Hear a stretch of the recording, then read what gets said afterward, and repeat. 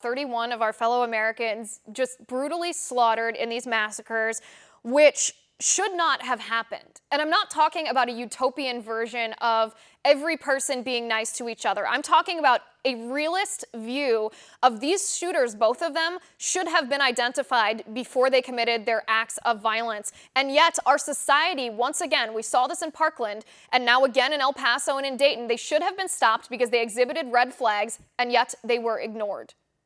Certainly in Dayton, there were a lot of red flags. It may have been a little harder to identify the El Paso shooter, but certainly in Dayton, for years at this point, it should have been clear that this guy was a danger to himself and to others. And President Trump, I thought, hit the nail on the head in his statement, which is we need to not only have a conversation about mental health, which is the same line you hear after every mass shooting, but we need to make it easier to involuntarily commit those who are crazy, those who have mental illnesses, and those who might pose a danger to themselves or to others. We used to do this in this country. It was a successful program. Then in the 1960s and 70s, we got rid of the mental institutions and let people out.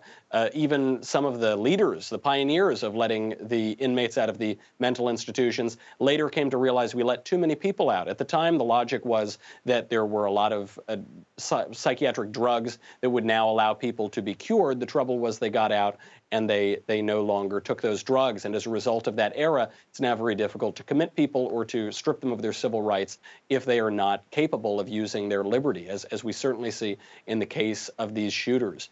It is, I think, pretty irresponsible of the left to blame these attacks on the right. I mean, first of all, one of the attackers, the one in Ohio, was an avowed socialist and leftist and a supporter of Elizabeth Warren. So that's ridiculous. And then the shooter in Texas was an eco-fascist. So that's a bizarre ideology that includes the fringes of the right and of the left. I just think it's really cynical. I think it's exploitative of the left to do that. You see this from everyone from presidential candidates, Elizabeth Warren, Bernie Sanders. You see this in congressmen like AOC. You see this in the Pod Save America bros like Dan Pfeiffer. And what's so egregious is those left-wing organizations are now coming against President Trump, who has repeatedly condemned racism and bigotry. They're coming after political pundits and commentators. Media Matters was going after me earlier today.